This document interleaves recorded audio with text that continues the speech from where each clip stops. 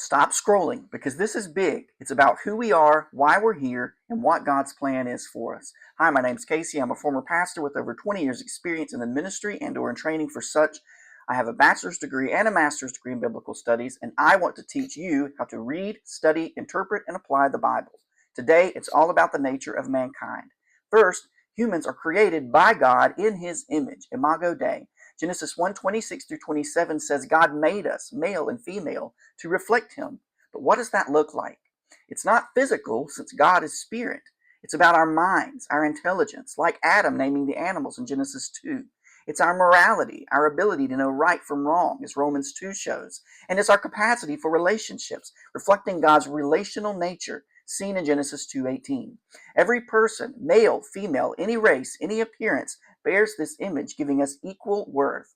Genesis 9:6 and James 3:9 back this up. Harming someone is serious because they reflect God. Now let's talk about male and female. God created us equal in essence, but with distinct roles, especially in marriage and the church. Ephesians 5 says that husbands lead with sacrificial love and wives submit to their husbands. This mirrors Christ in the church. 1 Timothy 2 shows that women don't take certain leadership roles in the church, like pastor or elder. But this doesn't mean inferiority. It's about God's design for order, not value. Galatians 3:28 confirms we're equal before Christ. These roles apply at home and the church, not necessarily the public square. Scripture's clear. It's about husbands and church leadership, not every single man on the planet. But here's the hard truth about mankind. We're fallen. Genesis 3 shows Adam's sin brought spiritual and physical death.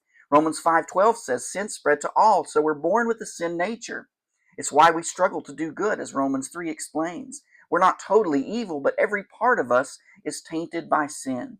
We need God's grace to seek Him, as John 6:44 says. And here's the hope. Salvation through Jesus restores us. When we trust the gospel, we get a new nature, 1 Corinthians 15. 2 Corinthians 5 calls us new creations, though we still battle the old nature, as Romans 7 shows. By walking in the Spirit, Galatians 5:16, we grow in holiness. And one day at the resurrection, we'll get glorified bodies, free from sin, fully reflecting Christ, as 1 John 3 promises. So what's the takeaway? You're made in God's image, infinitely valuable, no matter who you are. Sin's messed us up, but Jesus offers restoration. And those gender roles, they're about God's design for unity and purpose, pointing to the gospel. That's the nature of man, created, fallen, redeemed, and destined for glory. What's one question you have about the nature of mankind? Drop it in the comments. Also be sure to like, share, and to follow.